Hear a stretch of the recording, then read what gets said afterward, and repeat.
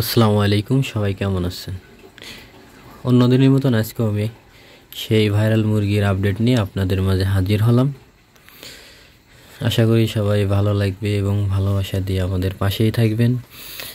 সবাই এই ভিডিও শেষ পর্যন্ত দেখতে থাকেন এবং শখ থেকে যে এত ভালো জিনিস পাওয়া যায়, আজকে সেই কথাগুলোই আপনাদের কাছে বলবো, যাতে আপনারা এই বিষয়ে খুব উৎসাহিত ইন্সপায়ার হতে পারেন।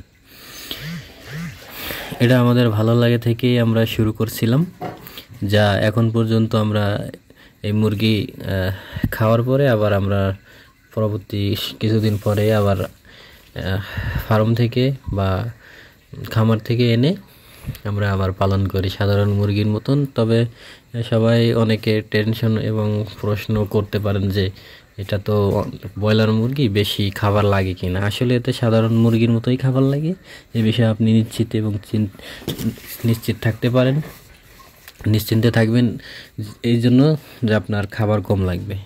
সেক্ষেত্রে আপনি সাধারণ মুরগির মতন অল্প খাবার এবং সাধারণত ওই দেশি মুরগির মতোই ঘুরে বেড়ায়, আপনার টেনশন নাই, নো টেনশন, ফুর্তি নিয়েই ঘুরে বেড়াবেন। আপনারাও একটু বেশি হলে পালন করতে পারেন, কারণ এটা যদি আপনার বড় ফ্যামিলি আত্মীয় স্বজন বেশি থাকে সেক্ষেত্রে আপনার এটা ফল দেবে, কারণ হচ্ছে যে তখন অনেক লোক হয়। ঠিক আছে, আসসালামু আলাইকুম।